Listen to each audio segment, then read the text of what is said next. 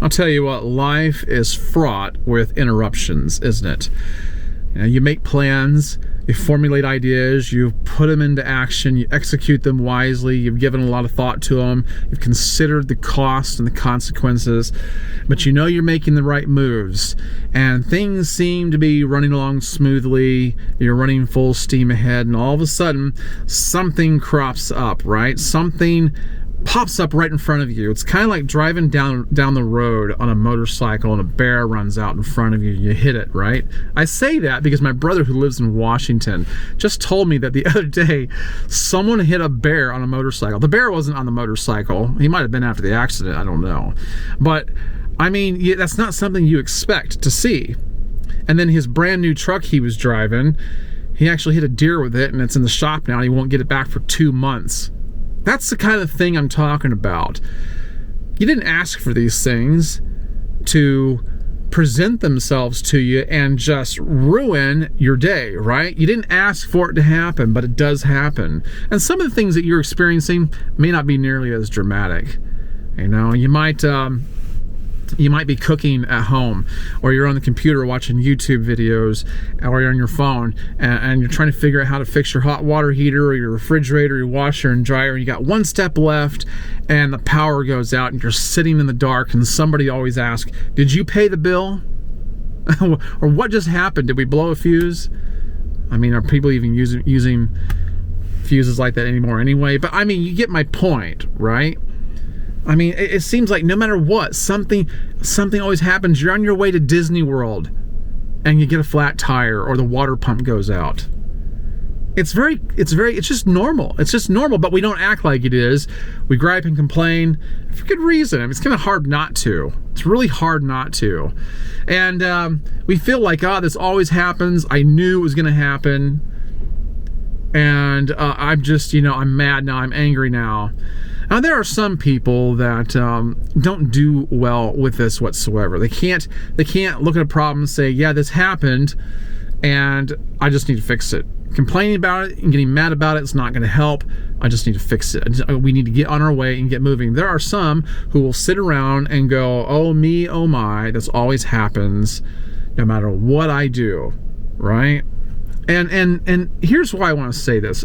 Some people wonder what I do for a living, and I work for a utilities company. We provide power and water to well over 100,000 customers. I don't know what the figure is now. I'm probably shooting low, but we have a lot of customers. And so when I'm out in public with my uniform on, and I'm not talking about just through the workday. I'm talking about, like, let's say I go to lunch, or I'm on my way home when I stop at the store and I still have my uniform on, and people will see it, and you can see them staring out of the corner of your eye, and they're just dreaming up a question they can ask you. And I get a lot of questions. Do you know so-and-so that works for your company? Or can I ask you a question about this, that, and the other that I have no knowledge of? And you talk about an interruption, but they're just dreaming up something. Well, the other day I had a guy ask me something. I don't think I've ever had anybody ask me this before. He was pretty young. He's 20 years old.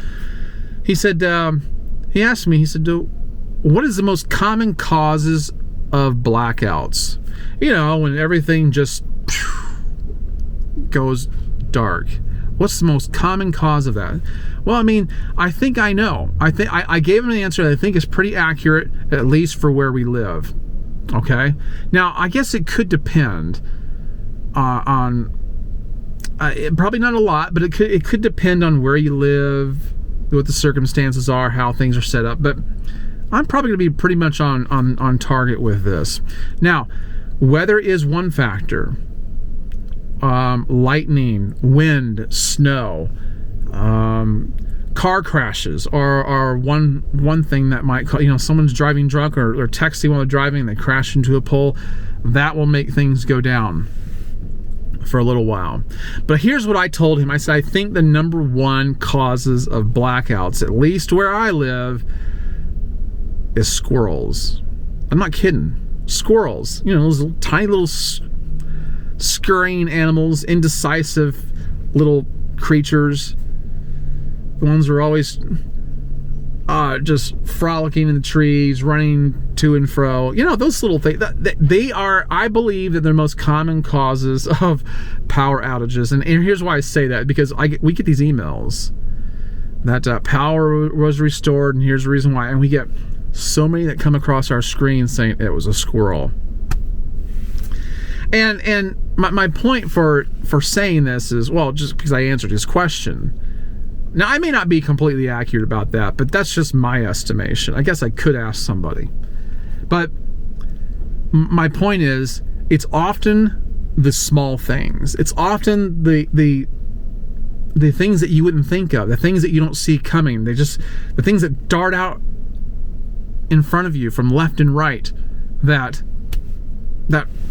really stop you in your tracks, that shuts everything down. It's the little things. But man, people will complain. They'll freak out. They'll call up and say, well, I don't know why my power's out. I paid. Or they'll say, everyone's out. Everyone is out here. When are you gonna come out here and fix this? And here's the thing about our company. We do restore power very quickly. But the thing is, it's all fixable. It's all fixable. While the little things might present a problem and really thwart all of our plans, it is fixable. We can get back on track. It's not I say we get back on track. It's not a train that's derailed. That's a really big problem, and that's happened where I live too. And that takes a little bit longer. But everything's fixable. But most of the things that come out of nowhere are usually caused by small things, and it interrupts us. But you don't have to freak out. It's just a squirrel. It's just a squirrel. Keep that in mind, because people can get really dramatic. They become victims really quick. They can be in really good moods one moment and feel like they're soaring. The wind is at their back, and everything's going along smoothly, and their mood changes fast when everything shuts down. And that's why you get left in the dark. But you're not left in the dark. You're not sitting in the dark forever. You can get things moving again. When it goes dark, just relax. Everything's going to be okay. Everything's going to come back up, and you're going to go back to what you were doing, and everything's Jake. All right, man. I tell you what, I hope you keep that in mind. I just want to point that out, because when he asked me that, I thought, well, there's a strong correlation between what we experience on a daily basis and those stupid little squirrels. So, next time something occurs, don't spaz out. Just remember, it's a squirrel.